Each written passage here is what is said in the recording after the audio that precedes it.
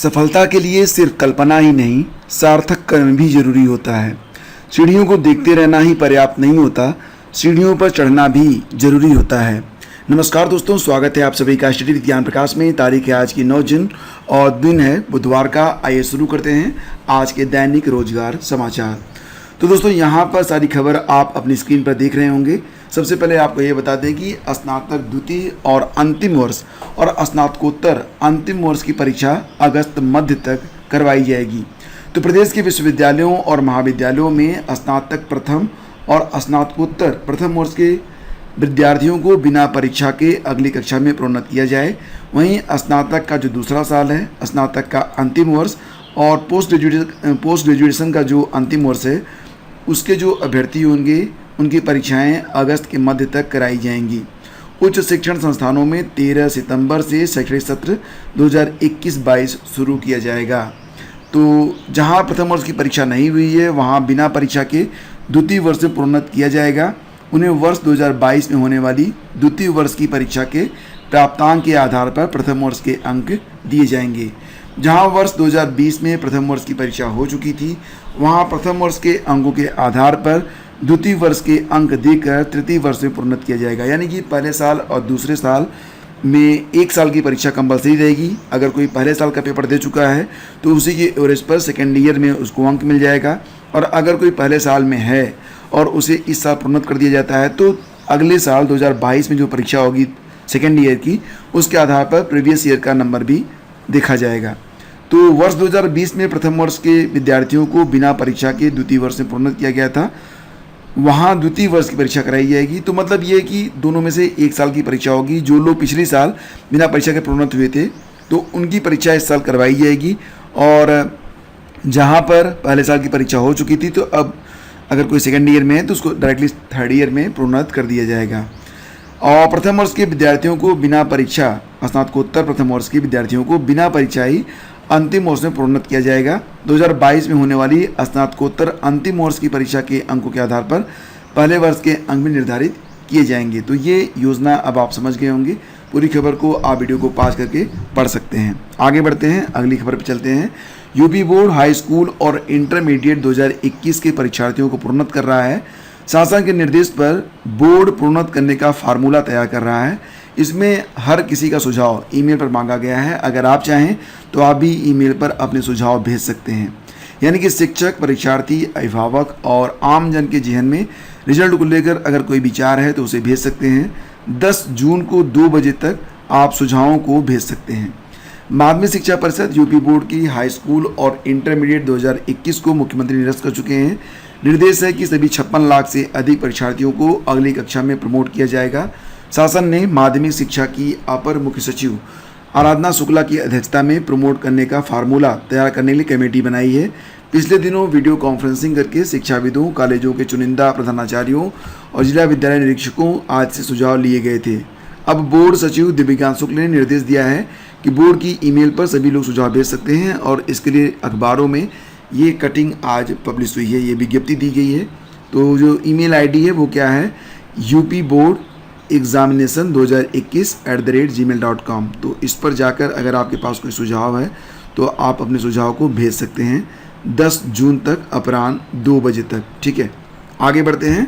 और बीएड और डीएलएड को एक किया जाए, एक बड़ी घोषणा। बहुत समय से जो डीएलएड के अभ्यर्थी थे, डीएलएड जिसे पहले बीटीसी भी कहा जाता था, तो जैसा कि आप जानते हैं बीएड को प्राइमरी से लेकर उसके बाद क्रमशः हाई स्कूल तक और इंटरमीडिएट में भी जहाँ ज़रूरत पड़ रही है वहाँ पर भी बीएड को मांगा जा रहा है। तो यहाँ पर जो बीटीसी के अभ्यर्थी थे वो खुद को ठगा हुआ महसूस कर रहे थे। तो अब यहाँ पर शिक्षा मंत्री ने एक बड़ी बात कही है, बीएड और डीएलएड की जो मान्यता होगी वो एक जैसी रहेगी। तो बेसिक शिक्षा राज्य मंत्री डॉक्टर सतीश चंद्र द्विवेदी ने बीएड और डीएलएड की ट्रेनिंग को एक करने का सुझाव दिया है। उन्होंने कहा कि 1 से 8वीं तक के लिए बीएड डिग्री धारक शिक्षक ही उचित रहेंगे।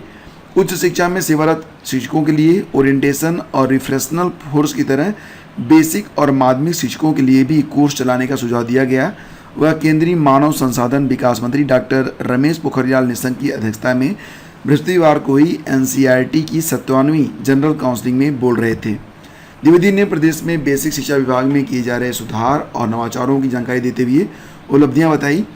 जहां गवर्नमेंट और अनुश्रवण की व्यवस्था को सुधारने के लिए विभाग का एकीकृत प्रेरणा पोर्टल और मानव संपदा पोर्टल विकसित कर पूरे प्रदेश में लागू किया जाए। एनसीईआरटी की जिला शिक्षा और प्रशिक्षण संस्थानों यानी कि डाइट और परिषद के नियंत्रण को भी निकायों में प्रवक्ताओं की नियुक्ति की गई थी। तो यहाँ पर अगर ये सुझाव दिया गया है और इसे अमल में लाया जाता है तो निश्चित रूप से बीएड और बीटीसी के अभ्यर्थी जो आपस में किसी न किसी मुद्दे पर सोशल मीडिया में आप देख रहे होंगे लड़ते रहते हैं एक दूसरे से, तो उनके बीच की लड़ाई भी कम होगी और रोजगार के अवसर भी क्रमशः बीटीसी वालों के लिए और भी अधिक बढ़ जाएंगे।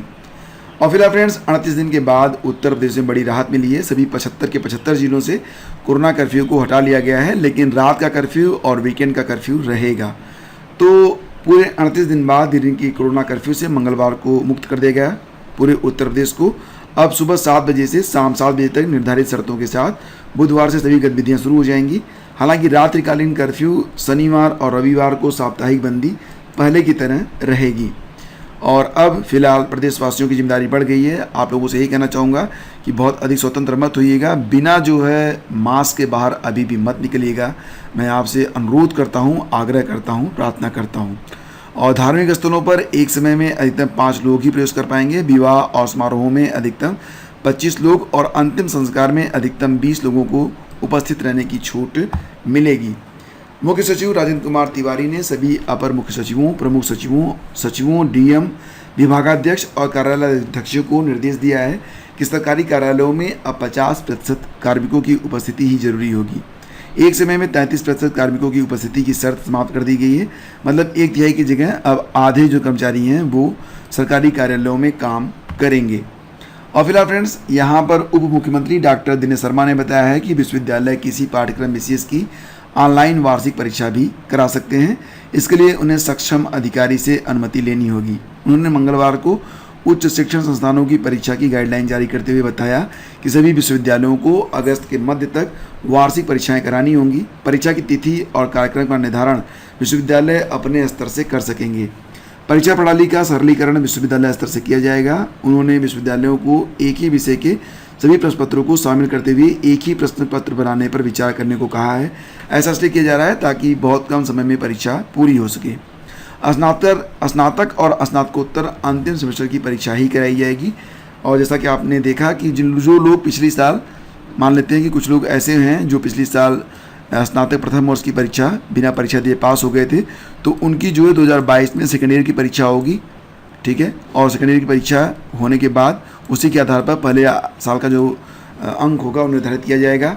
जो लोग पहले साल की परीक्षा देकर सेकेंड ईयर में आए थे तो वो लोग डायरेक्टली अब थर्ड ईयर प्रमोट हो जाएंगे, उनको कोई परीक्षा नहीं देनी होगी। तो ये बदलाव यहाँ पर देखने को मिलेगा आपको। और क्रम से आगे बढ़ते हैं, चलते हैं अगली खबर पे। तो मदरसा शिक्षा परिषद द्वारा संचालित मदरसों विद्यालयों में सत्र 2020-21 के लिए कक्षा 10 और 12 की बोर्ड परीक्षा भी निरस्त कर दी गई है। नतीजे यूपी बोर्ड की तर्ज पर ही आएंगे। साथ ही कक्षा 1 से 8 तक, कक्षा 9 से 11 के विद्यार्थियों को अगली कक्षा में प्रोन्नत कर दिया जाएगा। 2.25 लाख छात्रों को इससे लाभ मिलेगा। और दोस्तों, आप लोगों के मन में बहुत समय से सवाल यही चल रहा है कि यूपीपीएससी की अगली परीक्षाएं कब होंगी। खासतौर से आरओ परीक्षा के लिए आप सभी लोगों के ढेर सारे कमेंट आ रहे हैं। अभी निश्चित रूप से कोई कुछ भी नहीं बता सकता है क्योंकि यूपीपीएससी अभी कैलेंडर पर विचार कर रहा है। और विचार इसलिए थोड़ा सा अधिक हो रहा है क्योंकि आगे चलकर थर्ड वेव की भी संभावना है। तो देखिए, यहाँ पर मैं आपसे यही कहना चाहूँगा कि आरओ का जो एग्ज़ाम है, अब वर्तमान में कोरोना जो मुक्त कर दिया गया है पूरे उत्तर प्रदेश को, तो आरओ को तो आप अभी 1 अगस्त को मान के ही चलो। उसके बाद की जो परीक्षाएं हैं वो क्रमशः सितंबर, अक्टूबर, नवंबर, दिसंबर में करवाई जाएंगी। फिलहाल हमें कैलेंडर का इंतजार है। जैसे ही कैलेंडर आता है हम आपको तुरंत सूचित करेंगे।